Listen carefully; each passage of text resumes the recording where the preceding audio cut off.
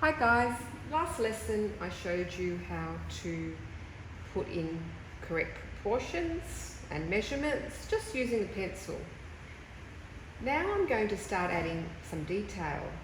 So this is where the rubber or the eraser will come in handy.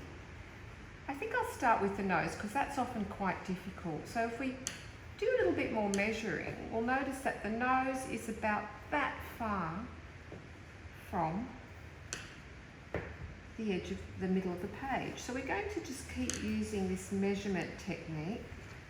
And actually, if you might have noticed that the nose actually follows the glasses for a little bit. Then it comes around here. So we're just going to lightly draw that in, very lightly. And then that. And the bottom of the nose goes about to there. And that's enough now. There are enough guidelines to actually get me filling it in with detail. So this is where we need to focus and then just look at the shapes and replicate them. In a way, this is quite hard because you're actually reversing what you see.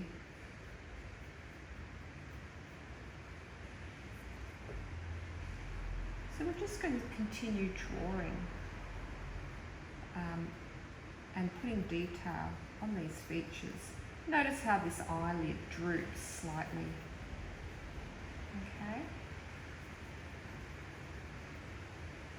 The glasses, they're actually not just a thin line, but a few millimeters wide. So we can do that as well. So we're basically now adding details to our drawing. You can continue with that.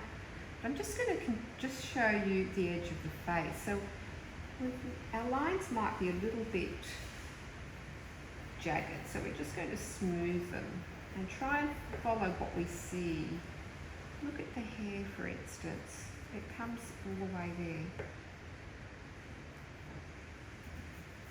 The neck, the t-shirt.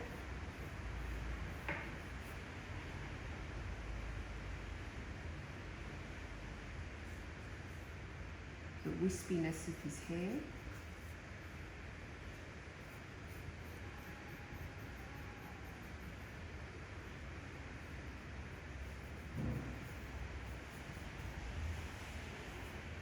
Okay, so we're going to continue doing that.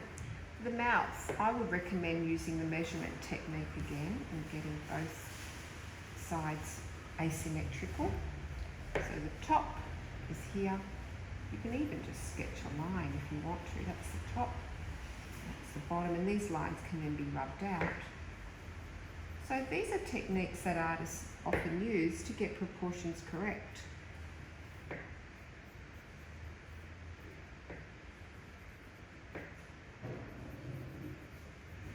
Now that's quite sketchy, and I'm going to go back to that later. I just want to fill it in for now.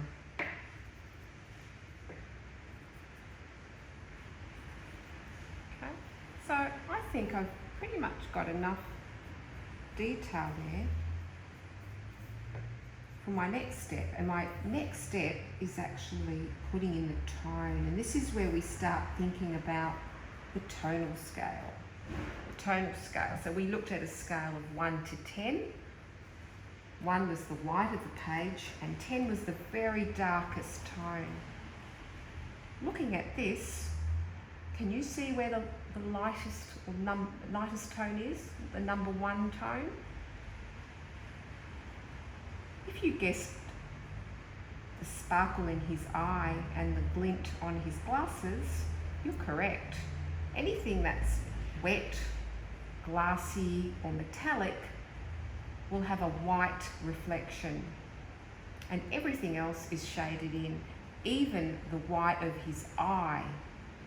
This would probably be a 1.5. It's actually not as white as that. So we're going to look at that next lesson. So have a go at drawing the details in, and we'll see you next lesson. Thanks. Bye now.